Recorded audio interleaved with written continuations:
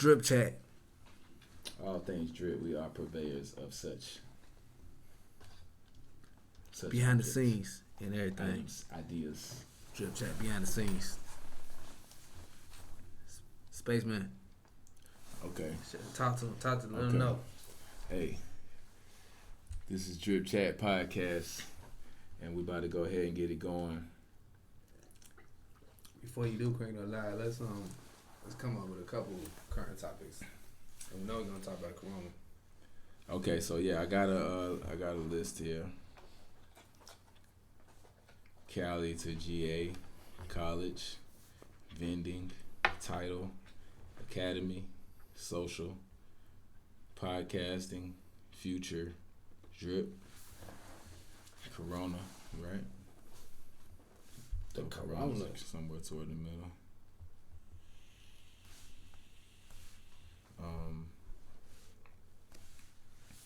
Bro, you know it's getting real when you talking about the coronavirus on the Drip Chat.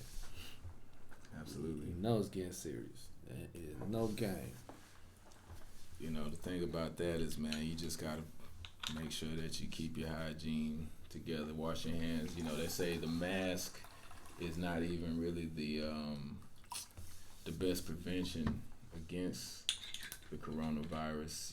It's really more so centered around washing your hands, because your hands is the first thing that normally comes in contact with foreign objects.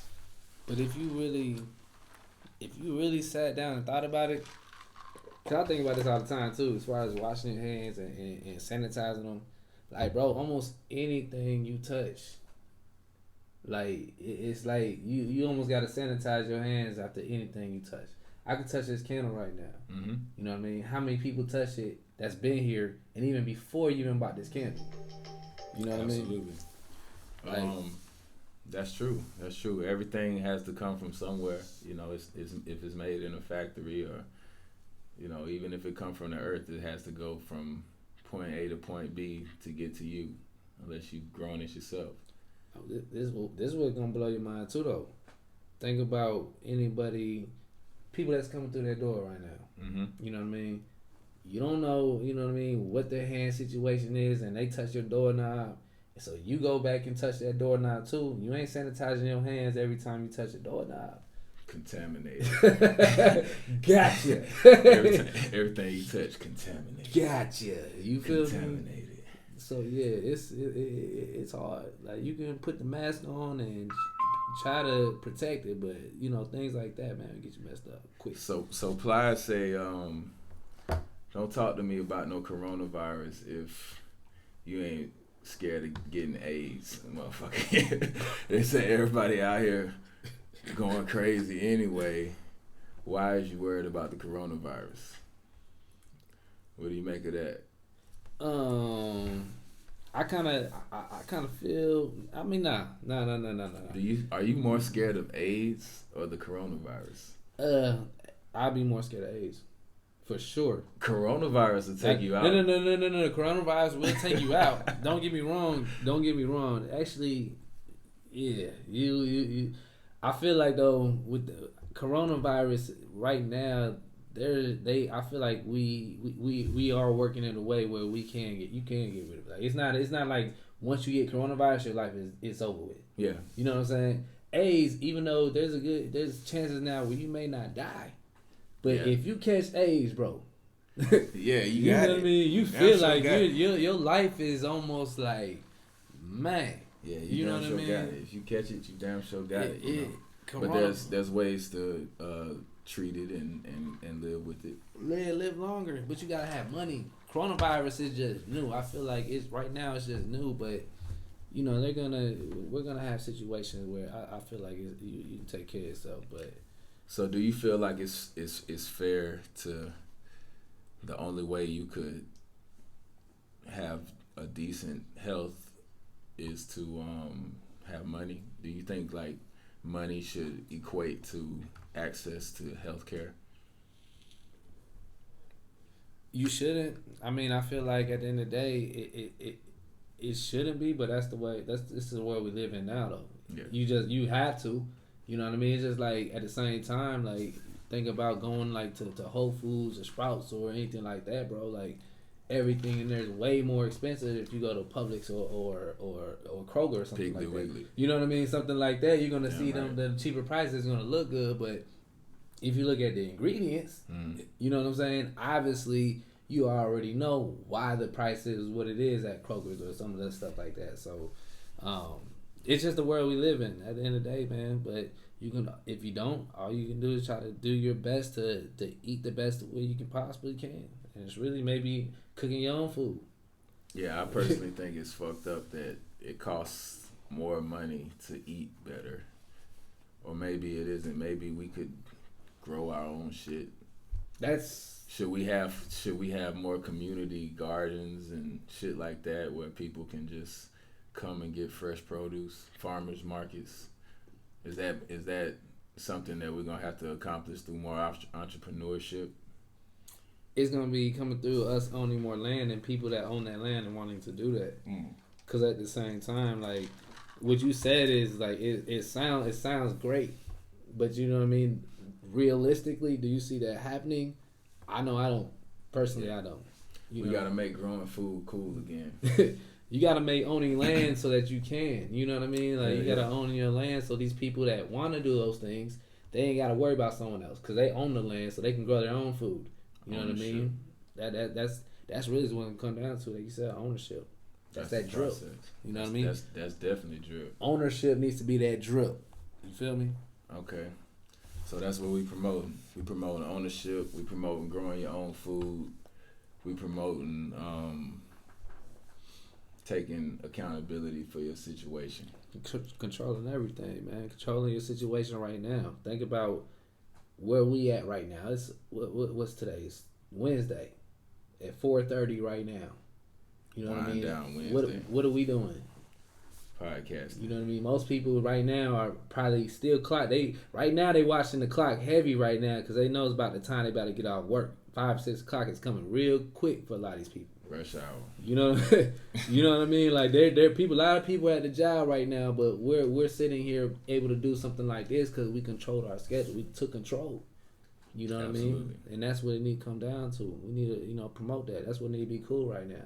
Take control of what you got going on. Yeah, there's more than one way to skin a cat. Exactly. You know,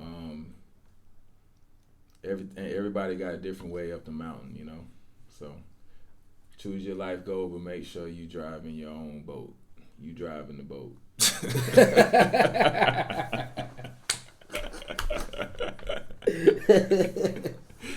Straight up. Hey, take it. You know what I'm saying? Just make sure, man, you ain't that person that go up the mountain and keep going. You feel me? If you go up the mountain, turn around and try to help somebody, elevate them. You feel me? At least try it. Try it.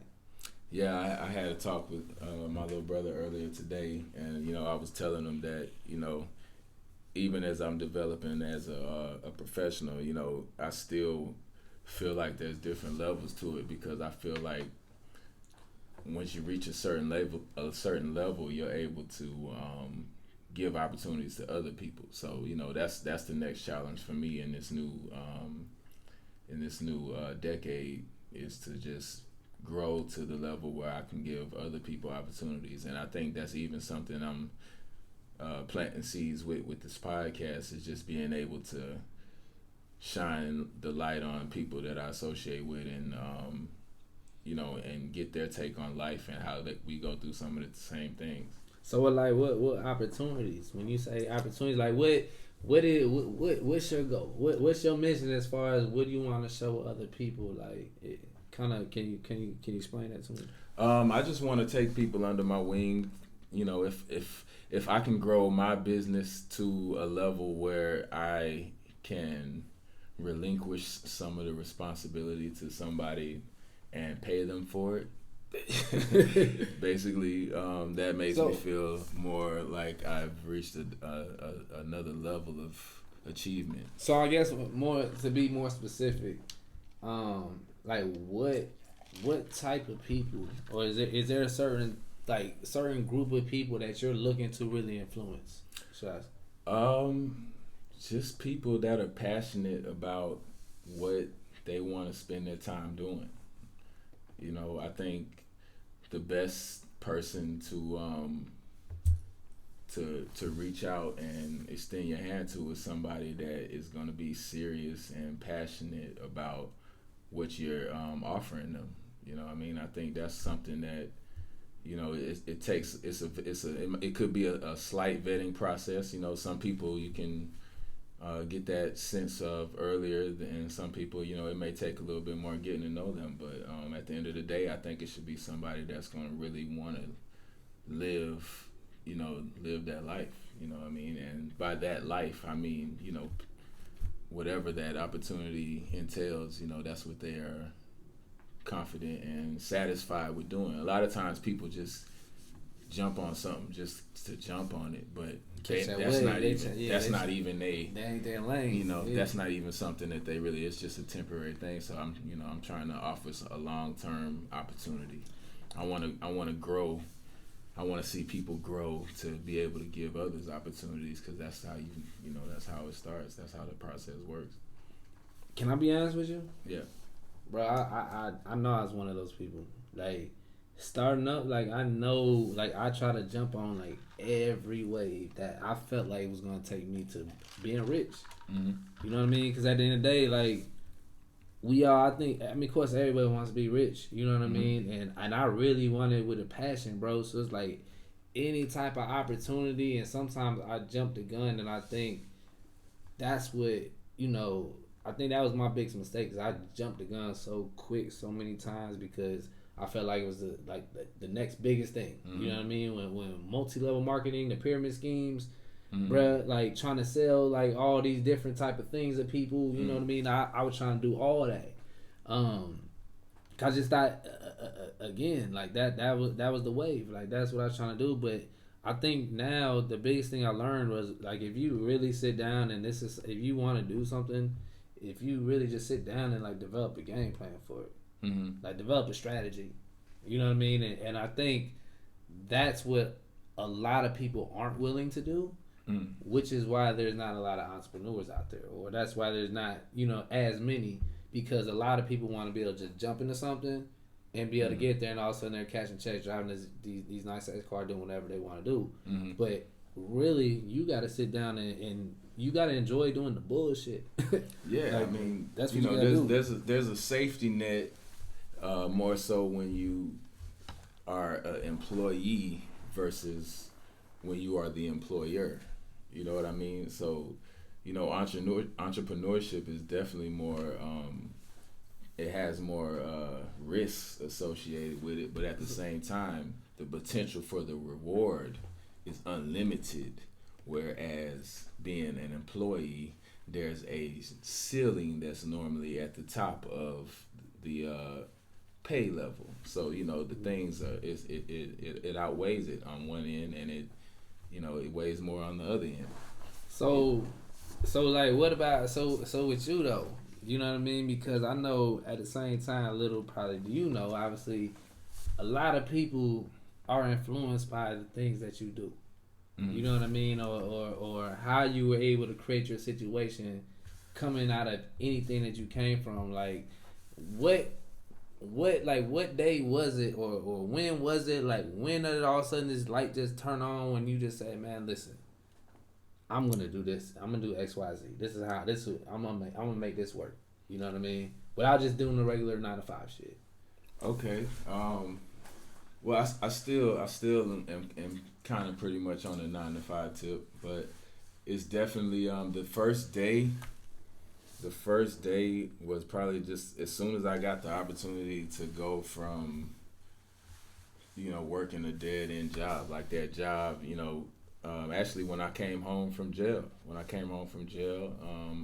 my partner let me stay at his spot, you know, and I eventually was able to get my life together and turn it around until I got a job opportunity. I went and interviewed for an assistant position, you know, and I did what I had to do for some time until I was able to grow into something better. You know, like I said, it's a lot of different things outside of the box that, you know, people don't know about, like employment opportunities and career paths. That's another thing that I plan to associate with Drip Chat is, you know, shining a light on different things like that. But for me, yeah, it was early on. It was to your question, it was early on. I just made a decision that if the potential for growth is unlimited, well, then I'm just gonna give that shit everything I have. I You know what I'm mean, saying? And I mean, it's incredible though, bro. Like, you know what I mean? Again, I don't, you know, obviously I don't get that many times to be able to tell you, but like everything that you're doing, bro, is incredible. I respect You know what I mean? that. I So, appreciate that. You know, that's why I definitely want, you know, to get it out there, because I think you're motivation for a lot of people. You know what I mean? As far as, you know, I mean, both of us. You know what I mean? Absolutely. You know what I'm saying? A lot of things, a lot of where we came from, and things that has happened. Like, people think once you go down one road, bro, like that's it. Like, there's no turning. Like, you can't do anything else. Like, this is all I know. You know what I mean? It's too late to do anything else. This is what I'm doing. You know what I mean? But like, you're a perfect example. You know what I mean, on everything that's going on right now. You feel me? So big respect to that, bro, for real. Like I said, you know, you just gotta have a will to want to be better and truly grow and understand that requires sacrifice. Everything requires sacrifice. It just depends on how bad you want it. You know, you gotta be disciplined and, you know, make sacrifices. But at the end, you'll get what you want. That's So we're going to go ahead and jump into some more of these topics. This is Drip Chat Podcast, the freshest podcast. That's just, man. Let's see what we got. Shit, I fucked up. Okay. All right. Cali to GA. So you are a Cali native. Is that correct? First of all, before we even go too into that, like, I did not even plan this. So let's let that known for the YouTube world out there. I had no idea he was gonna ask me anything about Cali when I got my Los Angeles hoodie on and cap on. No idea. But you know, back to the question, absolutely. Okay. You know what I mean? Absolutely to the fullest. That's Cali, that's born and raised all day. Okay. Cool. And so Hold on. Matter of fact, no. It wasn't Cali to the GA though. It was Cali to Ohio, then Ohio to GA. Okay. So shout out to Ohio, you know what I mean? Buckeyes, y'all already know what's up. Yeah, Ohio, man. How is Ohio? That's how you have your affinity for Ohio State. So yeah, I mean the story behind me becoming an Ohio State fan is when I moved to Ohio, like, I wasn't a college fan. Like, I wasn't watching college sports. You know what I mean? Like, I had a professional basketball and football team and baseball team, but I did not watch college sports. When I moved to Ohio, like, they was really big into college sports. You know what I mean? And I still was I watched a couple games, obviously, because I lived in Ohio. Ohio State was on all the time. And it wasn't until the year that they beat Miami, you know what I mean, and won the national championship, because I started watching them like that entire year. And I just became a diehard fan, like, ever since then, because I seen like how excited everybody was to see the team win. So, you know, I just became a diehard Ohio State fan from that time, man. That was in the 90s? That was 2000, 2002, 2003. Okay. I said I was in the college fan. Like, I didn't in California, bro. Like, at the end of the day, especially, you know what I mean, kind of the things that I was doing, like sports. Like, I wasn't, like, sports wasn't something, like, wasn't a priority or something that we was big into. You know what I mean? Said like professional, of course. You feel me? But like, yeah, I was definitely not a college fan until I moved to Ohio, and then I adapted Ohio State. Okay. Yeah, shout out to Ohio State. Them Buckeyes, y'all already know what's up. You know what I mean? Okay, so when you got to Georgia, what did you think about the Georgia lifestyle? What you know, was it easy for you to adjust to Georgia? How old were you? Were you an early teen? Nah, when I came to Georgia my senior year in high Oh, school. you was a grown ass man when you came to Georgia. When I came to Georgia, I was a senior. You feel me? So okay. I spent 1 year in high school in Georgia when I came out here. You was going crazy. Yeah, I of course I just came from. You got to think about it. Like anybody that's listening to this right now, that's in the Ohio area, especially in Cincinnati, you'll understand. Mm-hmm. You know what I mean? Like when I come from at that point from Ohio to to Georgia, mm-hmm. it was cool. Like you know what I mean? It was better at the same time. It's not California. California is completely different, but Georgia was like okay.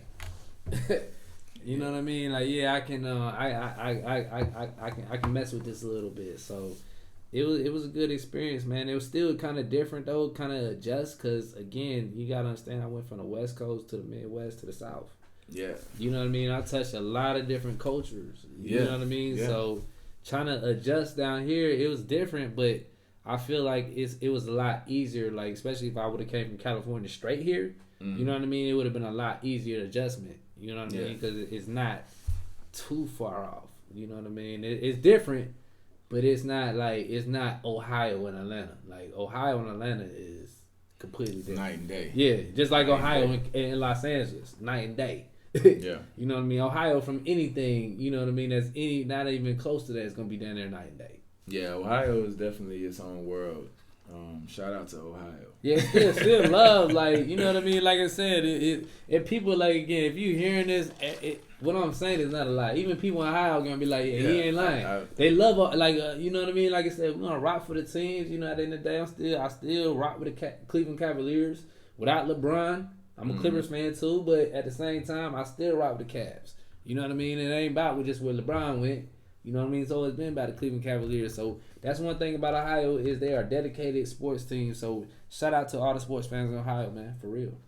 That's what it is, man. That's what it is. So moving on from Ohio, let's go ahead and literally. I definitely wanted to get back into the Cali to GA because I feel like there's a relationship between Cali and Georgia that's like cousins almost. Like Cali and Georgia are cousins. Tupac comes here.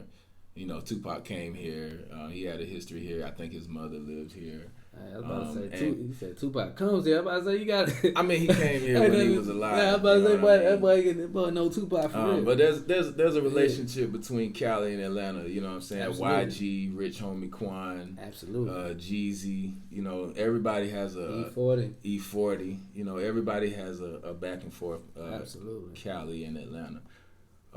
So what do you think some of the similarities of California and Atlanta are?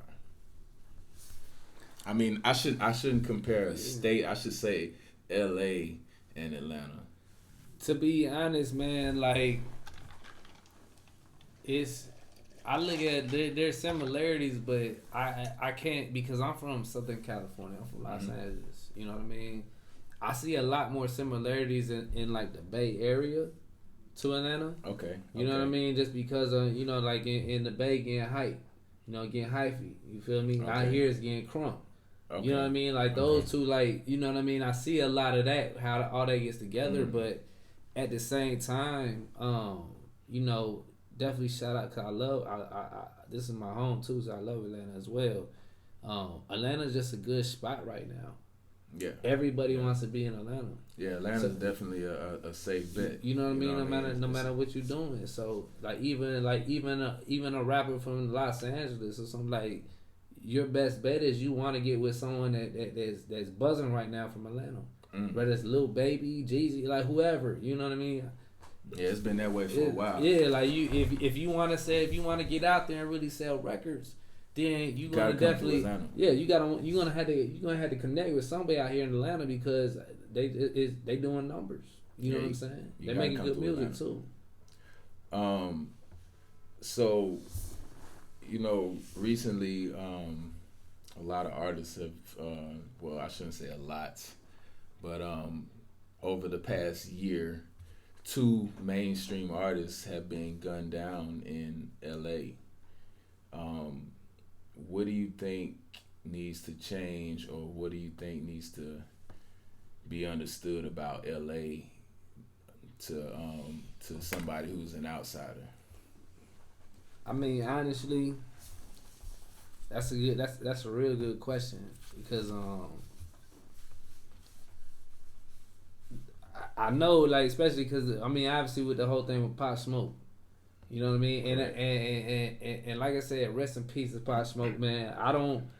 I never listened to too much of his music, so I can't, you know what I mean, really, talk about his music career or anything like that, but. His music was good. I did see him on social media a lot, and there was something about him, bro. You know what I mean? Like sometimes when I see these people doing what they're doing, and I'm like, man, you know what I mean? Like I just, I wish the best for them. At the same time because it's when you get famous, man. You know what I mean? And you don't even gotta be famous because. We live this life like me and you, bro. Like even out here, you know what I mean? Like we're not famous. Like people, the world don't know us. But if you're doing well, like even out here, like you're gonna get a lot of haters. You know what I mean? But so if you're doing things, when you if you're out here with a cocky attitude, like just stunting, flexing, you know what I mean? Obviously, you're gonna with a lot of people want to come at you. You know what I mean? Period. Point blank. Definitely become a target. So.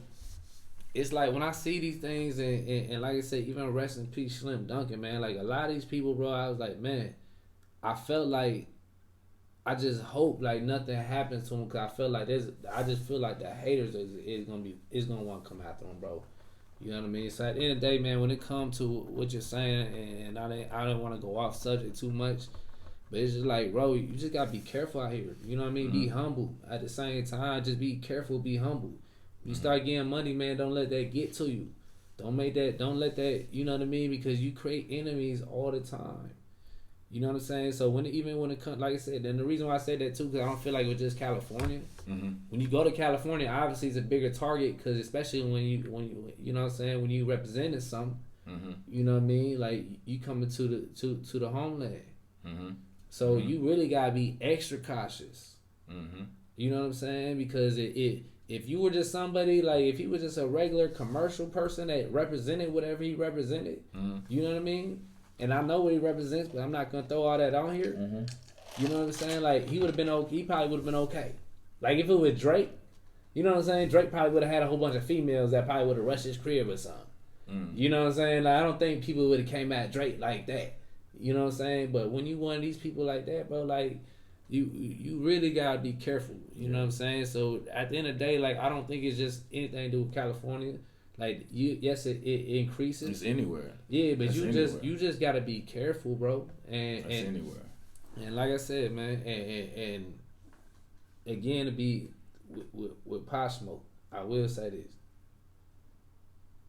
When I seen the videos, you know what I'm saying? Like when bro got jumped, like you seen that? Yeah. You saw the video when he got jumped and then he messed around and caught them. You know what I mean? Like that type of stuff, bro. I would have had somebody else handle that for me. Yeah. You know what I mean? Like I wouldn't even been seen in that. I would have had somebody else handle that for me. You know what I mean? Because you just gotta be careful when you put yourself in these situations because you get money. Yeah, it's a certain way to move when you're a high profile individual, man. So I still say thumbs down to gun violence. Already. And just let's just find other ways to deal with things, man. Find other ways. Let's talk it out. Let's sit down. Let's whatever we gotta do, man. But that ain't gotta stop, man. That's what it you is. Know what I'm saying? Learn from somebody. Like if somebody doing good, try to learn from that person. You know what I mean? Don't hate on it. Try to learn from that person. Okay. So moving on. So you came from. You came down to Georgia as a senior in high school, and then you went to college. What was that experience like for you? Man. So, the college life, like, it was different because, when you're in high school, man, when you think of college, obviously you think about these big universities. You know what I mean? Like, you think of all these big universities, like, you're thinking about all this stuff you see on TV. MTV Spring Break, Going BET, crazy. like you thinking about all that stuff right there. We caught the tail end of it. Yeah, you know Yeah. what I mean, bruh. I ended up at South Georgia. Mhm. You and me both. You know what I mean? For the Exactly. And now, hold on. That's what I was about to get to. But at the same time, like, again, that's where I met you at, bro. You know what I'm saying? Yes, So, sir. it was college life for me. You know what I mean? I was hustling, bro. Like, think about the times. Like, shout out to the Kansas City Chiefs. Cause my boy used to come in here. That's when we was playing for money. KC. You was a New England KC, Patriots. I think I was New England. I was playing with I was New KC. You was a England. Patriots, I bro. always played Like, New and England. we was playing for money every single time. Yep. You know what I mean? Like, college to me was all about that money. You know what I'm saying? So, it was different. Flag football. Yeah, it was different. Like, of course, again, because you can relate coming from here and going to Coffee County. It is a very different lifestyle. Yeah. A very Shout out to Crooked Coffee. cricket coffee. You know what I mean? But it was a lot of solid people out there too, man. I ain't gonna lie, like there's a lot of solid people out there, man. But it was a very different lifestyle, bro. So yeah, it was different. College for me, North Georgia and South Georgia are extremely different. What was the first thing? Hold on. And What was the also first? What was very- the first thing you thought about? Like, I need you to go all the way back to your first time when you first got off 75. Okay. And you got off that exit, and you Alright. made that left, and you started riding down it. What were the thoughts going in your mind? I was like, damn, how far is this shit from the highway? This shit like we was on the highway for 3 hours, and then we had to get off and go another hour and a half, 2 hours off the highway just to get to where we was going. And I didn't know where the fuck that was. I was like, bruh. So did you? Cause I know, like, my peoples didn't tell me when we was getting off the exit, we was about to have to ride another damn that hour and a half, like 2 hours. Like, I thought when we got off the damn exit, like, it was gonna be right there. Did you know when you got that exit you was finna have to ride? Man, let me tell you something, bro. When I saw Douglas, Georgia, I was thinking Douglas. I don't know what I was thinking, but I saw Douglas, Georgia, and I thought Douglas County. So I'm thinking it's right up the road. Oh hell, Bro. no. I put in the directions. Because you remember back then it wasn't no GPS, but you had MapQuest. You had MapQuest. So you would type in MapQuest and then you would print out the directions and it would tell you how to get where you need to go. Damn, hold on, bro. Hold on. Remember hold on. MapQuest? I know. I remember MapQuest. I was actually just talking about this with somebody the other day, But but I was dude, not aware it was not that that it was long that ago. far away from my actual residence. Hold on, spaceman. You are not that old to be talking. When you first went to South Georgia, you was using MapQuest. Absolutely. Absolutely. I printed out MapQuest, man. I mean, print out MapQuest. I had internet, though. Hey, that's the flex, though. I had internet. You know what I'm saying? That was when you had to, listen, it feel like MapQuest was like so long ago, bro. Like, that was the first GPS. dang. Okay. All right. First GPS.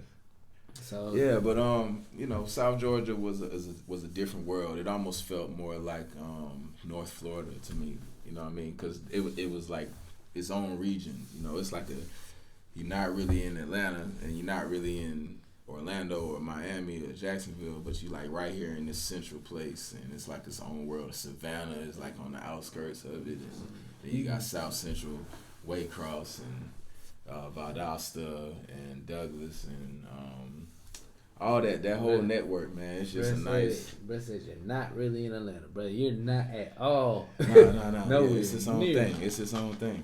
It's definitely its own thing. And now, you know, So it's how did you adjust though? How did you adjust? you know, I stayed true to what I knew, and I just bonded with the right people. I just bonded with the right people. You know, I attracted the right people. That's something that you got to do. You know, if you have the right mentality, you're going to attract the right people. You know, there's always the potential to attract the wrong people, but in this instance, I attracted the right people, and I was able to learn the landscape correctly to where I could develop and thrive. Now you and this is definitely cause again, a lot of things changed. You know what I mean? Like the moment when I came down there, and when we linked, a lot of things changed, bro. A lot of things changed. Absolutely, yeah. That shit. That was like the beginning of the end. Hey, for me. To be honest with you, that was like the beginning of the end. Hey, when I linked with you, whenever our paths collided down in South Georgia, bro. Yeah. Like everything there, man. Yeah, like just made a man out of me though.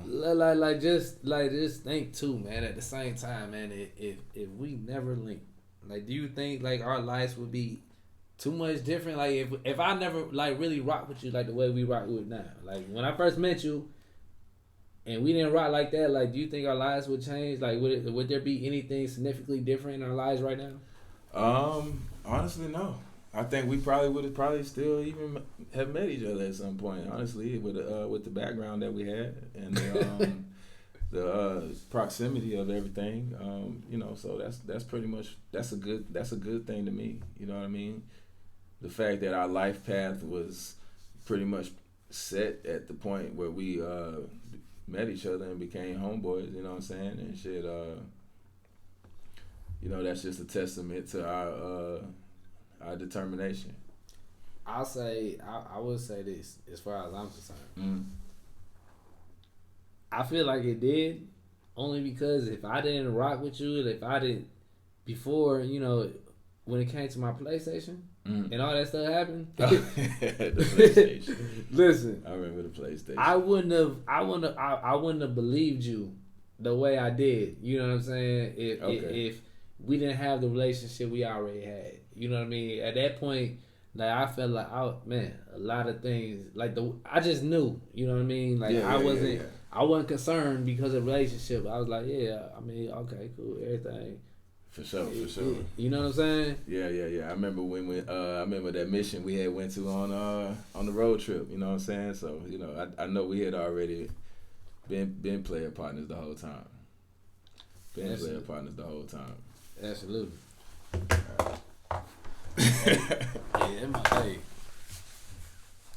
That motherfucker. Break. Yeah. I'm finna go take a piss too. You know where the bathroom is, right? Yes, sir.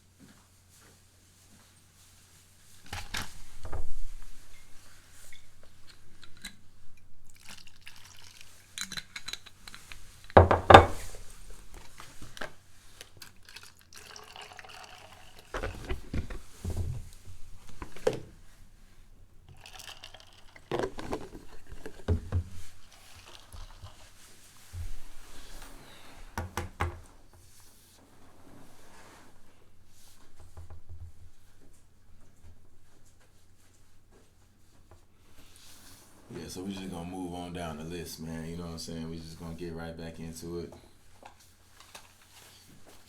You want to pour you another drink real quick? Oh yeah. Hey, this is a real behind the scenes action. Just to let y'all know. Oh, that shit's still going? Oh yeah, it's still going. Listen, Oh, we in that bitch for 40? We done did 40? Listen. Everything, like I said, I'm telling y'all right now. This is the beginning. This is the very first. Just watch. Damn, I ain't know we We're did. gonna come back. Like this video right here is gonna be history. Hey, I'm man, telling shout you. out to 40, man. We You know what I'm did 40. That's what it is. We did 40. Yeah, we did 40 minutes of podcasting. 40 minutes. Like I said, man, it's gonna be history right here. I'm telling you. All right, I'm gonna go ahead and start back recording. You know when you're ready.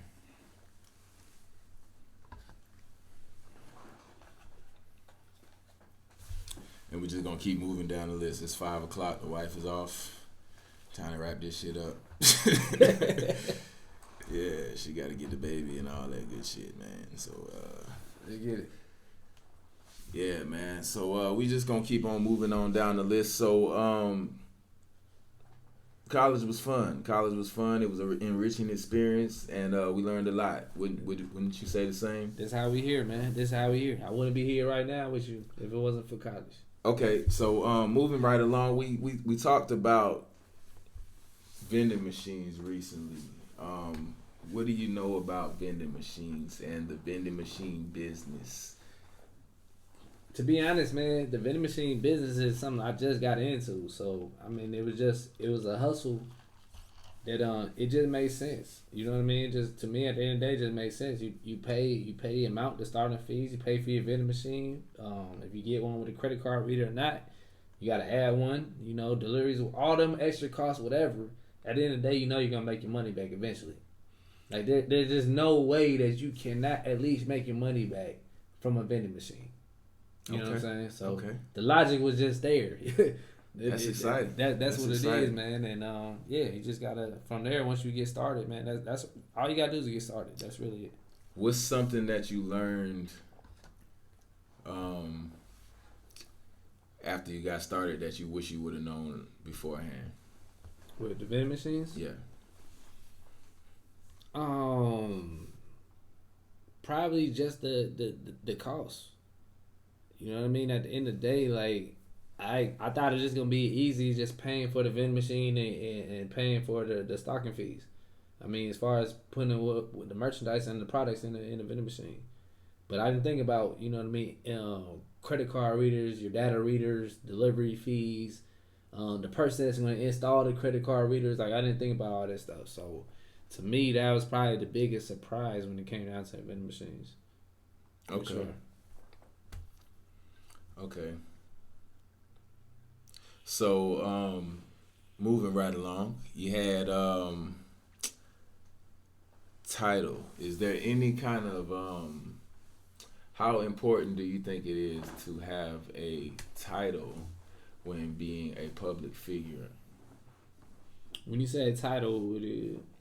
I mean, by title, I mean a quote unquote stage name.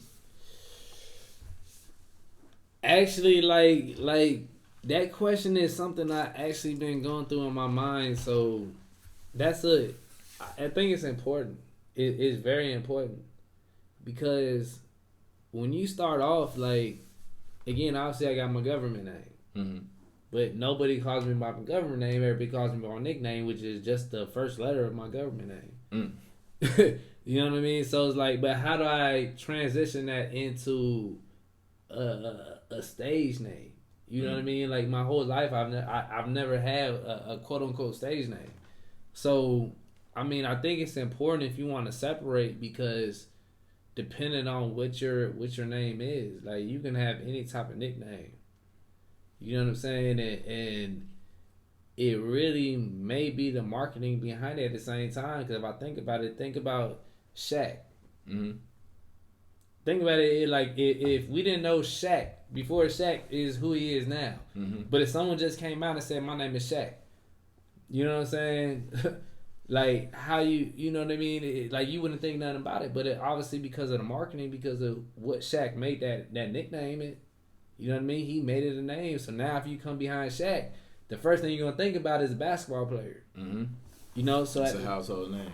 Yeah, so you know what I mean. At the same time, I wouldn't think too much into the stage name. You know what I mean? I think it's important, obviously, to brand yourself different from your actual name, but I wouldn't think too much into it because it's gonna be all about your marketing and what you do with it. Okay. Coronavirus. What is your take on the coronavirus? The coronavirus. To me, if I'm honest right now, for the longest I've been looking at it, how it's going to affect the stocks that I'm investing in. You know what I mean? That's a fair assessment. Like, that's how I've been assessing it. But now, you know what I mean? It was cool to assess it that way. But now it's getting a little closer to home. So, yeah, it's starting to get a little bit more serious, man. It's definitely starting to get a little bit more serious because now it's home. The stock market took a big dip, right? Like, I mean, the stock markets have definitely been dipping. But at the same time, if you're an investor in the stock market, when you see dips, that's when you like to buy because you get it for the low prices. You know what I mean? It's just about buying in the right time because eventually they're gonna go back up. So you want to buy low. You know what I mean? That's the name of the game. That's the name of the game when it comes to the stock. So to me, like being over here, like I've been coronavirus. I'm not saying I've been enjoying it. I'm just saying I've been looking at it from a whole different perspective because I've been looking at stock purposes. But now that it's about to touch home, now you're starting to look at more personal. Like, look, now you need to start being a little bit more cautious so it's not really affecting you personally. You know what I mean? Absolutely. So time to wrap up the prevention tactics. Yeah, like you gotta take it serious. It ain't no joke. It's definitely no joke. It's not right now. Okay, cool. So moving right along, social media. Social media is the topic of discussion at the moment. We're trying to figure out what is the future of social media. I mean, it seems like everything ultimately is an advertisement for social media, and people are, just kind of burnt out on it. Will there ever be another app besides Instagram that people will flock to at the magnitude that they are now? I mean, I feel it's hard for you to answer that question because after Instagram, I felt like there would be no app after Instagram. Then there was Snapchat. Now there's TikTok. You know what I mean? So it's like, it's hard to answer that question because you're always going to feel like, how the hell they going, what's going to come out of TikTok? Like, we got everything now. You feel like, but go ahead. I feel like TikTok is just Vine again. That's all TikTok is just Vine again. But again, that's what I'm saying. At the same time, when you ask me a question like specifically talking about Instagram or anything like that, like someone can remix one of these things. You know what I mean? But I mean, as far as the relevance of social media, I think it's definitely important. So at the end of the day, especially if you're an entrepreneur and you're trying to do something, like I think you need to be on top of every trending social media topic, or whether it's TikTok, Snapchat, whatever's gonna come out of TikTok. Like I feel that obviously there's gonna be something come out of the TikTok. We're just waiting to see what it's gonna be. Okay, cool. Yeah, I mean it's just crazy because like I honestly feel like, what was the reason Vine went away if it just came right back around to TikTok? I mean, the graphics and the effects is better, but ultimately I think it's still the same thing. It's a trend, bro. It's a trend, man. Like, TikTok can go away and then someone else can come up with something that's the same thing as TikTok. And all of a sudden now this new thing that's happening because some person that was some type of influence posted on this social media platform, and now all of a sudden this is what it is. Yeah, Instagram is definitely the perfect marketing tool. I think Facebook too. Facebook is kind of like for the old heads now. But Facebook, But it's still relevant. Honestly, Facebook is still ahead of Instagram. It's relevant. As far as like ads, like Facebook is still the number one. If you're an entrepreneur and you're trying to do ads, you're gonna invest. You want to invest more money in Facebook ads than Instagram, because like you just said, because there's still people like, you know what I mean. Like we feel like, because we're like, yeah, everybody wants to be on these new platforms, but there's still people that still are of our age that still check their Facebook. Right. Maybe not every day, but every other day. Yeah, you know what I mean. But then you still got the app on the phone. Then you still got the old heads that check that faithfully. Check that shit faithfully. You feel me? So Facebook is still the number one ad, because there's not a lot of people like the old heads and everything is not on Instagram and all that stuff yet. They stopped at Facebook. They ain't up on that. They said it's a wrap. Facebook is a wrap. That's enough for them. That's enough. That's it. So I wish it was enough for me. I stopped at Instagram, bro. I wish Facebook was enough for me. I've tried like 3 times. I started Snapchat, but I've deleted it every time. It ain't enough for me. I know it's more to life. I know there's more to life than just Facebook. Hey, I know how to get money off Facebook. Like that's what. That's, Facebook. Facebook got a lot of trinkets on it. Look, that's what social media is for, man. Nowadays, you know what I mean. Keep up with family at the same time. Like, it's become more of a cash grab than a communication thing now. It's not like I want to holler. It's not like I genuinely want to talk to you. I just want to sell you my mixtape. You know what I'm saying? It's become like it's because a cash grab almost, right? But it's because of the strategy of marketing. Like, you know what I mean? When it comes to, if you got an e-com business, or if you got any type of business, you already know people. You got billions of people scrolling through their social media every day. Billions. So why wouldn't you market your product, or have a Facebook ad, or a funnel, or even Instagram, so when they're scrolling through it, at least they're seeing my product. Mm-hmm. Rather they stop and look at it, or they click on it, they're at least scrolling through and they're seeing it, and they have that opportunity to stop and look at it. Yeah. You know what I mean? Absolutely. So like, to me, like it's genius to do it, because right now it's what everybody's doing. I literally have to tell myself not to get on my social media. Like when I wake up, the very first thing, for the first hour, I'm not checking my social media. And I gotta condition my mind to do that. Mm-hmm. Like, think about how powerful social media is for me to even have to do that. It's definitely a drug. It's definitely what I'm saying. Like a drug. Like, exactly. Like, for me to say, like, look, for the first hour of my day, every time I wake up, I'm not getting on social media. Like, that is how powerful that's how powerful it is. It's, like I said, I personally feel like it's definitely has addictive qualities about it, and I try to not even give it as much power as it has. I try to keep the power to myself, but I do use it actively. I have used the ads. The ads, honestly, they changed the algorithm now, so the ads are now more powerful than the hashtags. Hashtags used to be the big thing. Hashtag this, hashtag that. They said, why are we giving them free advertisement when we can just charge them an ad and change the algorithm? It's a business, man. It's a business. Yeah. So now, like I said, everybody's drinking the juice. That's what I'm saying. Like, you got to, like, again, that's what I'm saying. Like, as an entrepreneur, bro, you can't get emotionally tied. You can't say, this is how it should be. Mm-hmm. You know what I mean? Like, this is what's happening. And you got to adjust to it. If you don't, you're going to get lost. You're going to get drowned in the sauce. Yeah. You got to adjust, bro. You have to. Yeah, you become a product of it. That's what I'm saying. Rather than making it the product itself. Exactly, bro. Exactly, man. Mm-hmm. That's what you got to do, man. You gotta get uncomfortable. It is actually the product. Fake social media is actually a conduit between you and, if you ain't got no social media presence, customer, you're not, like, you really, there's really no way. And that's what I tell people now. Like, even cause myself, I was never strong in social media. You know what I mean? Like, I'm not that person as far as to get on social media and take pictures of myself or do, you know, I'm not that person. Mm-hmm. But this is what's going, like, numbers don't lie.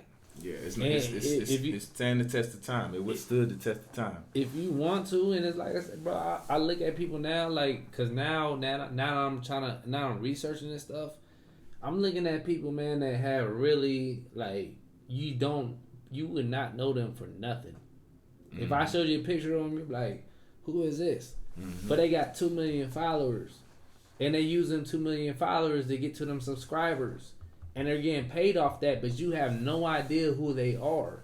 But they're still probably getting a fucking $30,000-$40,000 check every single month because of their followers. Yeah, they probably got because of social media, bro. They probably got $1 million. You know what I'm saying? Like, they're getting money right now. You just don't know it because you don't see them in movies or on music videos or on these award shows.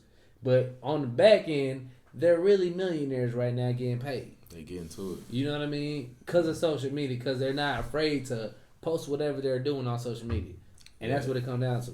It's a new lane. It's a new you lane. It's a new. It's a lot of new opportunities that come from the development of social media. Social media has turned into a powerhouse, and it's a good thing. It has created a lot of new opportunities and a lot of new for the personalities. For the average, new personalities. Think about like the game, like people that just sit down and record them playing games all day. So is social media responsible for OnlyFans? Do you know what OnlyFans is? OnlyFans.com. I don't know what the yeah. I know, I take that as a yes. Yes. Hey, I was in a relationship with somebody that used to have a, you know what I mean? I was in a relationship with somebody. Obviously, I'm not gonna put the name out there, but yeah, I'm very familiar with OnlyFans because of somebody I was in a relationship with. So did OnlyFans take the space of Backpage? Absolutely not. Oh, okay. Absolutely not. Like, I ain't gonna lie, I'm not too. I know what Backpage is, obviously. Everybody knows. Yeah, I know what. They don't want to admit it. I didn't know what it was at first until it really got hacked. But I do know what Backpage is, obviously. In my opinion, just because of the person I was dating, I don't think OnlyFans is like, it's really like just a bunch of people. Like, you just subscribing to somebody that's showing, like, you know, aggressive pictures. Like, it's not taking the, because the people that's on OnlyPage, they doing it to get your subscription. Backpage, you're doing something physical. You know what I mean? Like, I think it's something complete. Like, the audience is completely different. The audience is completely different. The simp level is yeah, different. like OnlyPage, you can be making money off someone that's across the world. True. Backpage, you know what I'm saying? Like, you putting yourself out there where, you know what I mean? Yeah, you know what Backpage is about. Yeah, we all do, man. That shit was highly illegal. So that's why they shut that shit down. That's why it's called. That's why it's called the Backpage, because that shit was in the back. Yeah. So moving right along, podcasting has been trending up. This is the Drip Chat podcast, and we are recently seeing a boom in the podcast culture. What do you think that is going to develop into in the future? You're also working on your own podcast at the moment, correct? Correct. I mean, I think at the end of the day, man, like, it's obviously a industry that's gonna be saturated. Mm-hmm. You know what I mean? So when you get into something like podcasts, I feel like you just had to have something that's gonna stick out, or you got to be real authentic. Mm-hmm. You know what I mean? But I think podcast is definitely, like, again, it's, to me, anything that gives somebody a person that doesn't have to go to college for 4 to 8 years, an opportunity to make money, I'm always gonna support. You know what I mean? But it's just gonna come down to your strategy. You can't just say, I'm gonna do a podcast and really just not dedicate yourself to it. You know what I mean? So again, if you ask me again to go back to your question, I like the idea of podcast, bro. I just think if you're gonna do it, you gotta commit yourself to it. Don't just say you're gonna do a podcast and then you just half-assing like nah. You gotta put the same energy you're gonna put into that 9 to 5. Yeah, you gotta put into the podcast. You know what I mean? But it's another outlet, I feel, for people to make something happen. So I definitely like the opportunity. Yeah. it gives people a voice who normally would feel voiceless. You know, it gives people a chance to kind of broadcast their thoughts to the world and find a following, find people that relate to them and understand where they're coming from, their state of thinking. You know, a lot of times it may not come from people that's right around you, but somebody overseas might understand your thought process, or somebody, you know, it's 7 billion people in the world. A lot of people are camera shy too. Yeah, you know camera what I mean? shy. That's another thing. You know what I mean? It gives them the opportunity where they ain't got the camera in front of them, where they can just talk into a microphone. So a podcast might be a good move for a lot of people that feel like they're trying to start a YouTube channel or they're trying to do something where they're afraid of the camera. I mean, a podcast, I think, is a good way for them to at least branch off and start, because once you start getting comfortable with speaking in front of a microphone, then obviously you're going to translate that into a camera where it's nothing.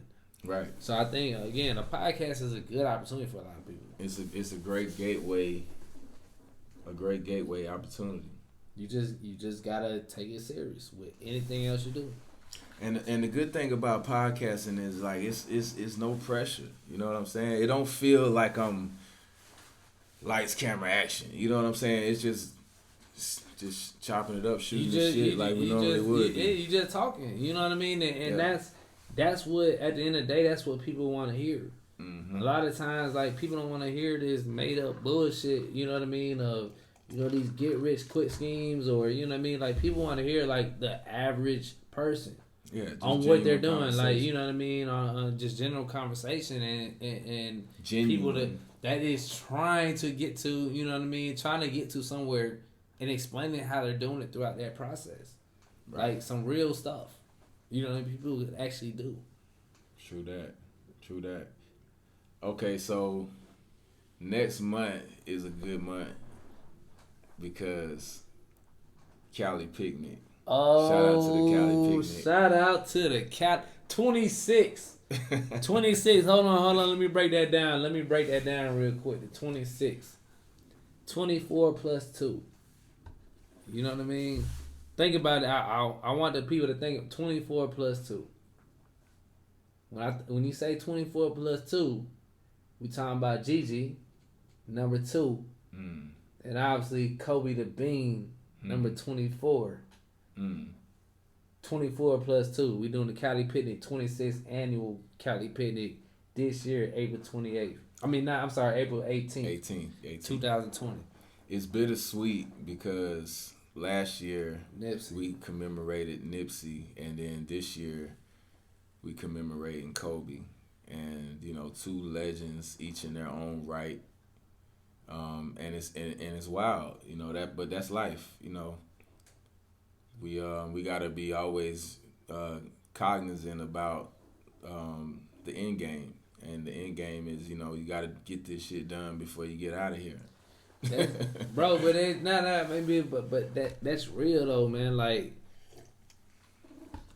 even now that you just said it, like you start thinking about it, like Kobe Bryant was not one of them people that was not supposed to go. It was a wrongful death. You know what I mean? Like Kobe Bryant was one of them people, like, and that's why when people really talking about taking life for granted, like, we look at it like, you know what I mean? Like, yeah, you right, but at the same time, people don't really take that serious. And it's like I can guarantee you, almost 99.9% of the world that went to sleep Saturday night, the night before Kobe passed, did not think Kobe was going to pass. They probably wasn't even thinking about Kobe at all. The only person I would say would be his wife. You know what I mean? Just because of how they arranged the shit, where they said, look, we're never going to fly on that helicopter together. When you fly, I'm not going to fly. When you fly, I'm not going to fly. Oh, that was a real thing? That was a real arrangement. Whoa. You know what I mean? When did that come to light? I never knew that. That was a real arrangement between Kobe and his wife. So at the same time, no, it's a smart, like, as parents. Super smart. As parents, like, that's a damn smart decision. And it ended up paying off. But that's because they're cognizant of the end game. That's, again, bro, that's what I'm saying. Like, when you do it like that, at the same time, like, that makes sense. So me as a person, again, like understanding that you never want to see it the way it is, but at the same time, how many people actually plan that? Where they sit down and say, listen, I could believe it, dude. I've heard of that before. I've heard of people that don't want to travel with their kids or their significant other, all like one big family and the same thing. Like, even if we took different flights, you know what I'm saying? We could still go to the same place, but you take this flight and then I'll fly in later. You know what I'm saying? At least that way we're not all on the same. That's gonna change. Like, I'm telling you right now. You know what I mean? Just even if you thinking about that right now, and again, me thinking about it. Like if that's what I want to do. You know what I mean? Like now, it's like at the same time you thinking about it different now because it's like, look, I'll put them on a whole nother flight, and I'm put myself on a flight. Again, we don't know what's gonna happen with either flights. You know what I'm saying? But at the same time, like it's so hard, bro. Cause I think when this really happened with the whole Kobe Bryant and Gigi situation, it's just thinking about like what happened when did he know at the time? Like, and what did he say to his daughter? Like, did he get the opportunity? You know what I mean? Man. Like that, like that's some shit. Like you really got to think about. Like I thought about this shit so many times. Like damn, did some shit that did just come out of nowhere? Did he know about it? Like what did he tell it? I like, bro, like think about like that shit is hard. Yeah, your last moments. Like did you know? You know what I'm saying? Like did it just come out of nowhere? It could. At some point, you know, at some point, I feel like, you know, he probably was aware when the pilot lost control of the helicopter and they was going too fast for the terrain. From what I took from it was that there was some kind of terrain sensor that was missing from the helicopter, and it was hard to navigate without it. So, and that's why I think the wife is filing a wrongful death suit now.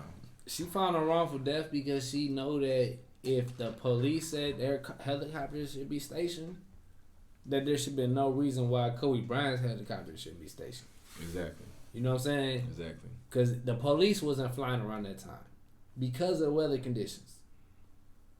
So that's why she filing it, because she like if they wasn't able to fly, you know what I'm saying? But at the same time, this is what I will say. We talking about Kobe Bryant. Kobe Bryant might have known that. You know what I'm saying? Like, Kobe Bryant could have possibly known that. And Kobe Bryant could have, you know what I'm saying, said, look, you know what I mean? Because he been flying with this guy for so long. Kawhi Leonard flew with this guy. I think even one of the Kardashians. Yeah, like he was a regular. Yeah, he was not no person that was just flying a helicopter. Like, and the pilot, like bro was official. You know what I'm saying? So we don't know because they had a game. Like we don't know what happened. You know what I'm saying? And when you think about who Kobe Bryant is, like he competitive. So you think the Mamba mentality ultimately led Kobe to his demise? I don't want to. No, hell no. I don't want to. No. I'm just saying, there's so many things that could have happened in that helicopter that we don't know, and that's the worst part about it. You know what I'm saying? Like we don't. There's so many things that could have happened. So many conversations. You know what I'm saying? And that's what's so sad about this story is because nobody knows what happens once the helicopter took off. Nobody knows what happens. Yeah, man. God bless the dead, man. I fucks with Kobe. Kobe was one of the first. Kobe was one of the first, like from our era, you know, up and comers. You know what I'm saying? After Jordan, you know what I'm saying? You had Allen Iverson, and then I think Kobe, right? I'm not gonna lie. Like, so many others, but I wasn't even Kobe fan. Like I wasn't even Kobe was fan. Raw. But Kobe was raw. That's one thing I could never not, cause I'm real. I'm a realist though. Like I was never a Kobe fan, but I always say like, yeah, he the truth. And when LeBron left Cleveland and went to Miami, I was always like this. That's one thing about it. Like Kobe, even though Kobe wanted to leave, he stuck with his team. He made it happen. He ended up winning 2 more championships. That's real. You know what I'm saying? Like, yeah, Kobe Bean, man. Kobe Bean, again, rest in peace, man.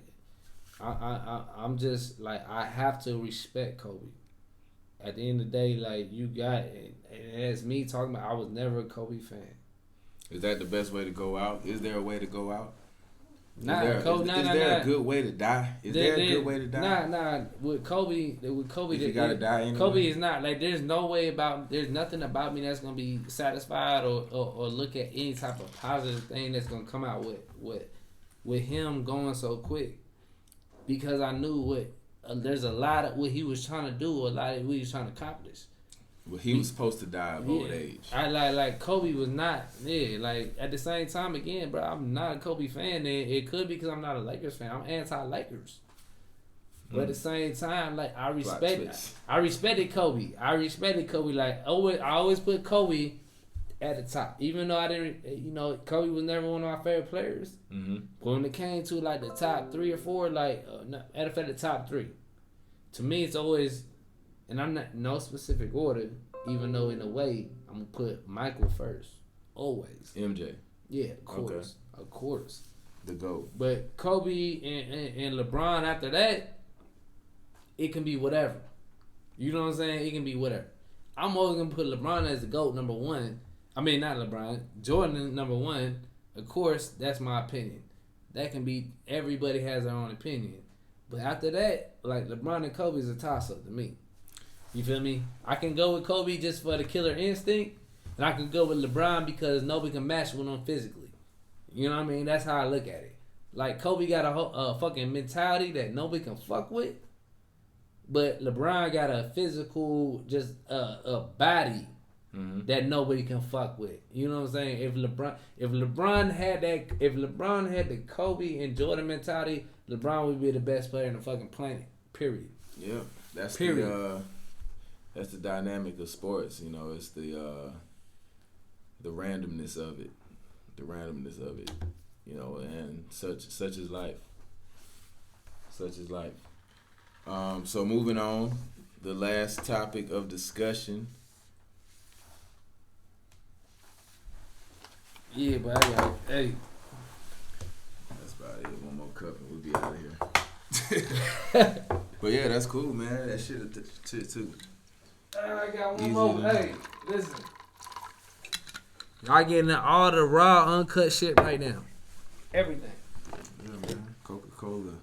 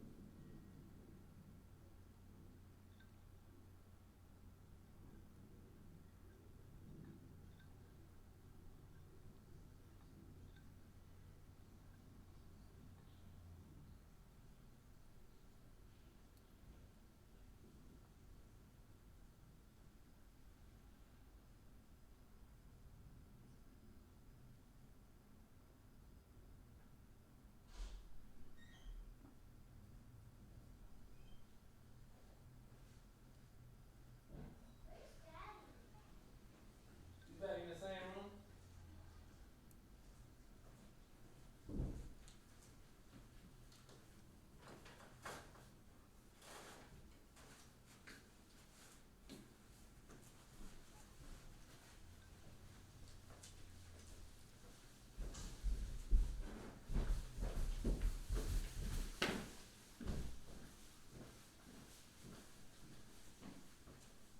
Good.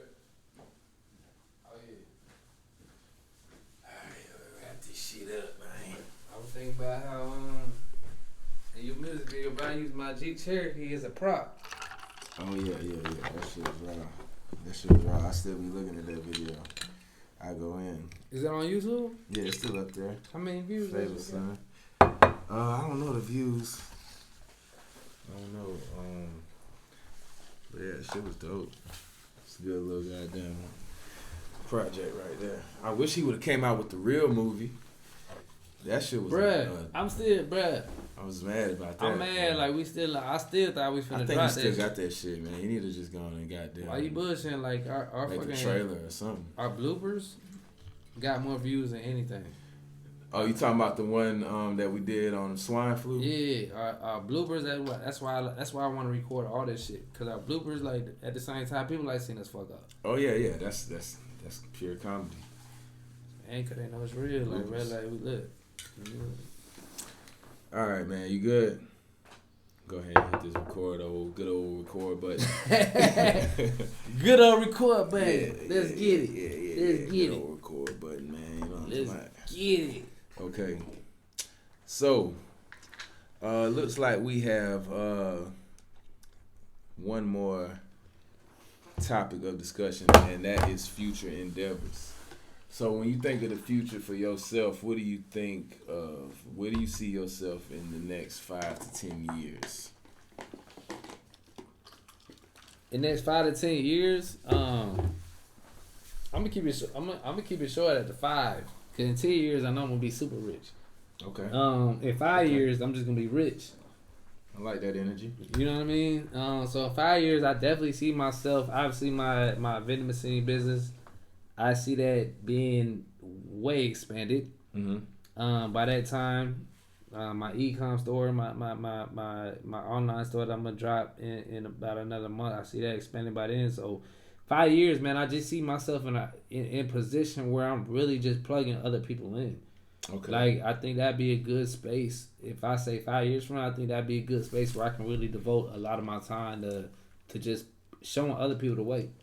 But I gotta get there first. You know what I mean? So that's what I'm saying. Like 5 years, I'll be there, but that's the type of space I'll be at that time. Like, not too much in me, but focusing on other people and showing them how to get it back. That's what it is. That's as real as it What about you though, bro? Like, what about you in 5 years? 5 to 10. What about you, bro? 5 to 10, man. You know, I'm coaching my kid to do some crazy shit, whether it's whether he's a virtuoso at the piano or a chemist or whatever his wildest. You threw the piano. Does he play piano now?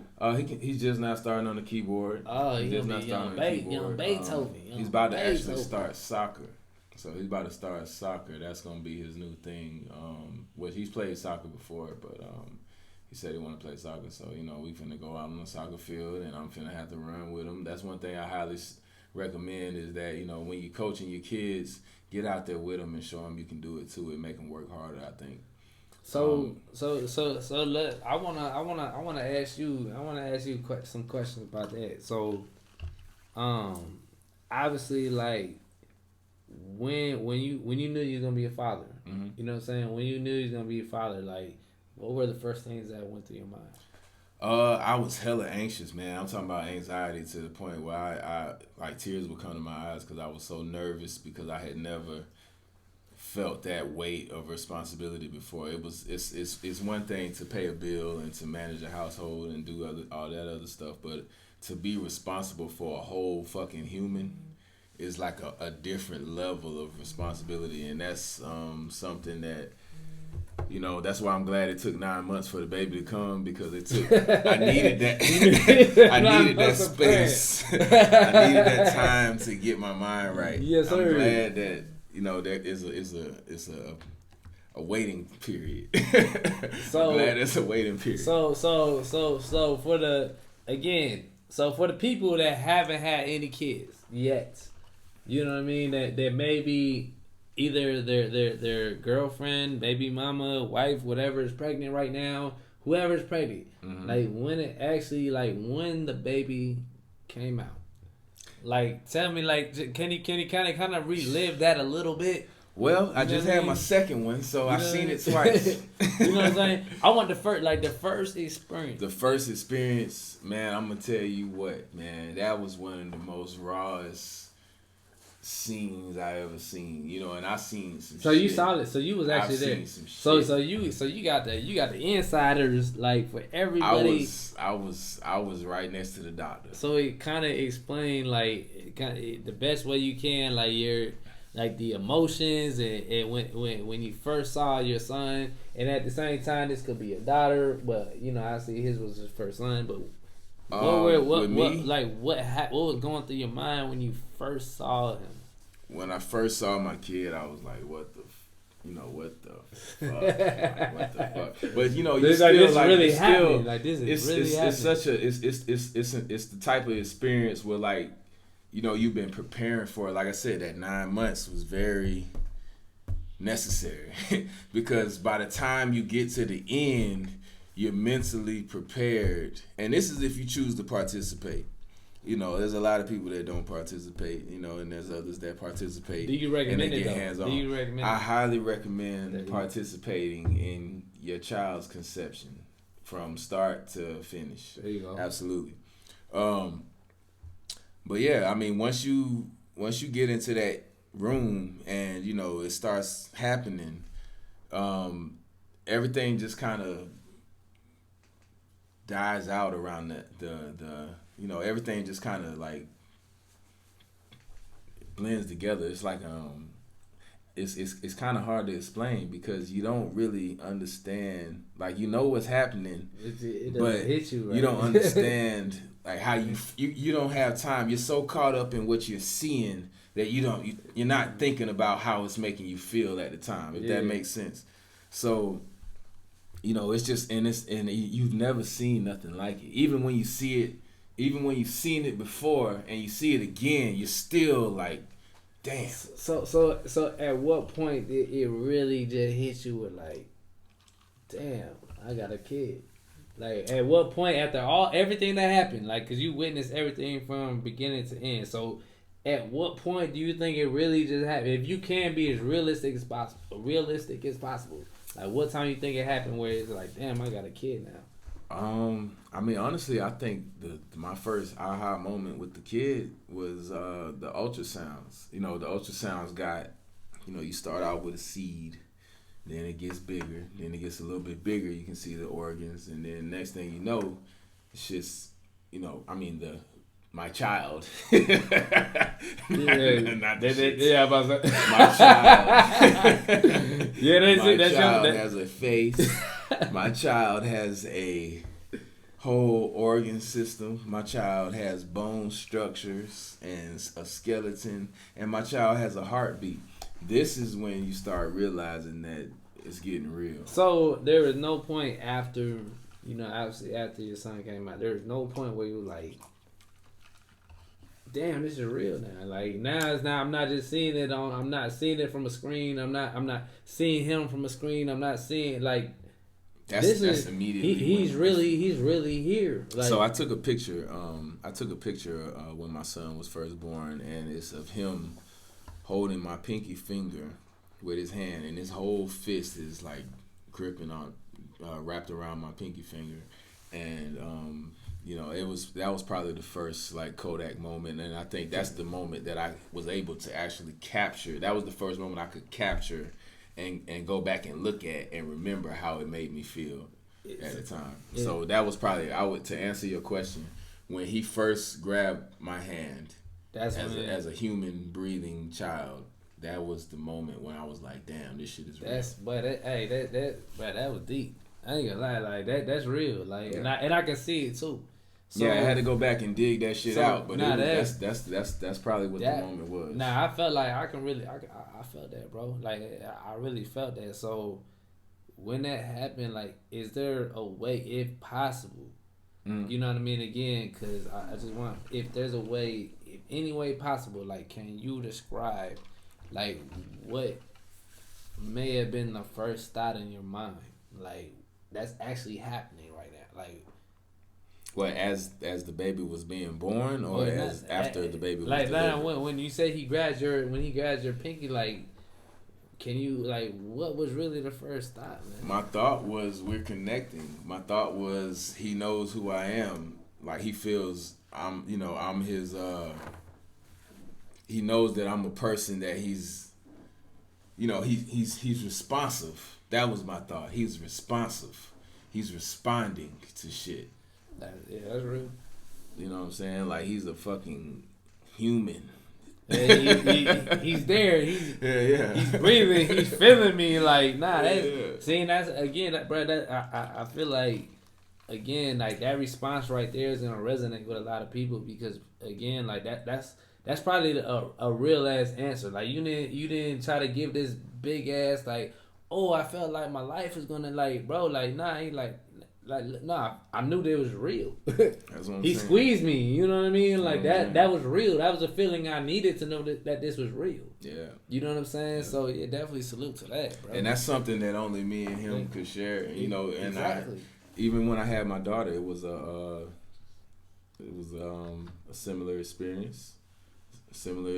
But it was unique in its own way. You know, for my daughter, you know, it was its own experience.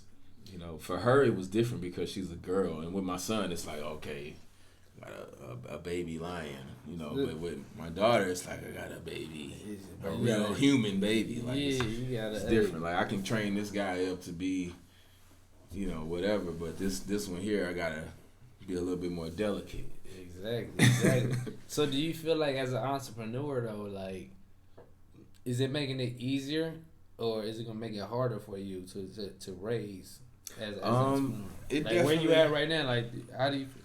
It takes some adjustments. You definitely have to adjust your work schedule to your family time frame, because you have to be involved with your family in order to have that balance. For me as a professional, my family is my escape from work.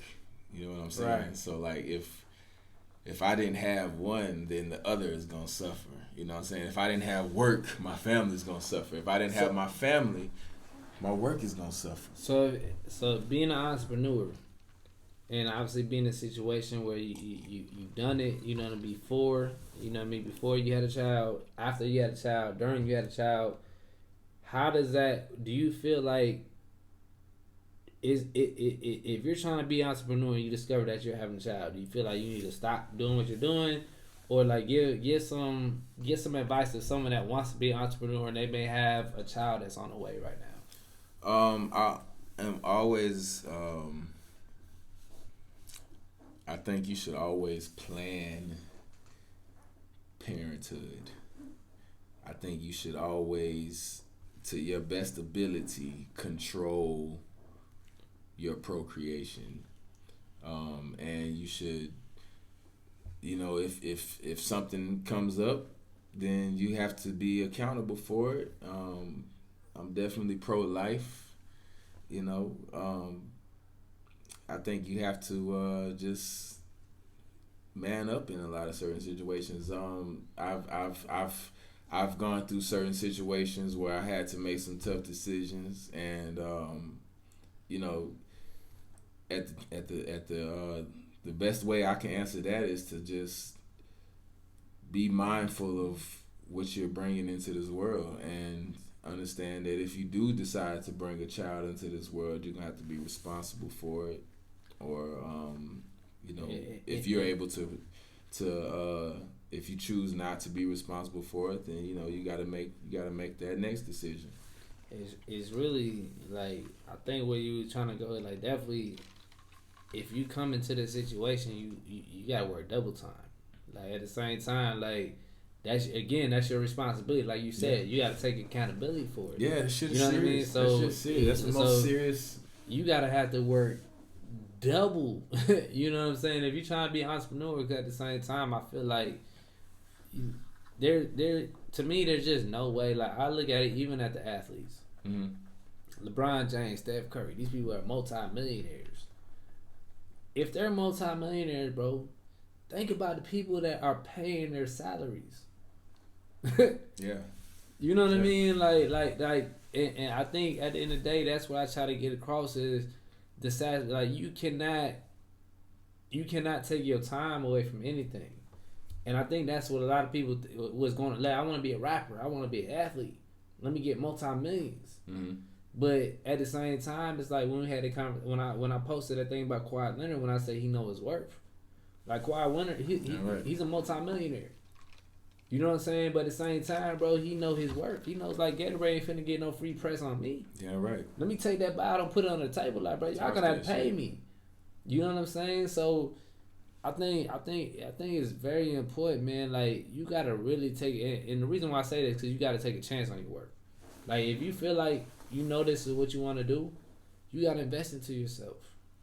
You know what I mean? And that's one of the biggest things when it come down to you, bro. Like, you know what I mean? I really respect because you came from a situation where I know a lot of people have and they complain because of the situation they came from.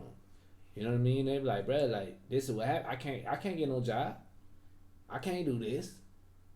You know what I mean? But you made it happen. And me too. In the same degree. Absolutely. Like I made it happen too. You know what I'm saying? So I think the whole point, you know what I mean, especially for anybody that's watching this YouTube and seeing us right now, is like you don't have to be gifted with any type of silver spoon in your mouth.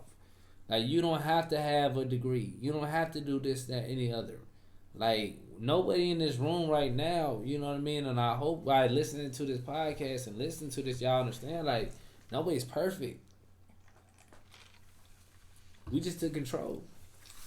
And go ahead. Okay, I was just gonna add to what you were saying. It's more about the individual opportunity. You know, making the most of the opportunity at hand. Gotta seize it, bro. You gotta seize it. Like we make excuses a lot of times, and I think that excuse is almost like a kind of like an escape. You know what I mean? When we say like, look, I got a felony. You know what I mean? So I can't do nothing. It's definitely a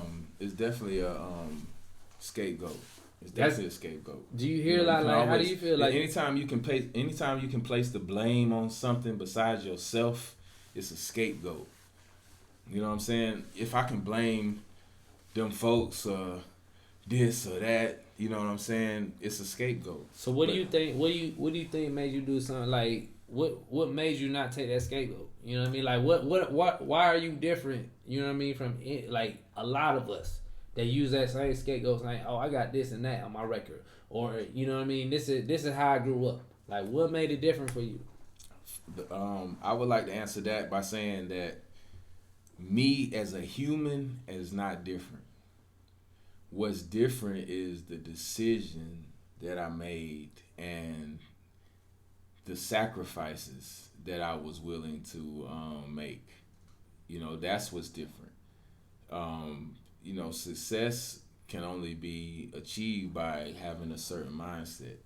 And if you're trying to go from point A to point B, you can't do the same thing at point A that you're gonna be doing at point B.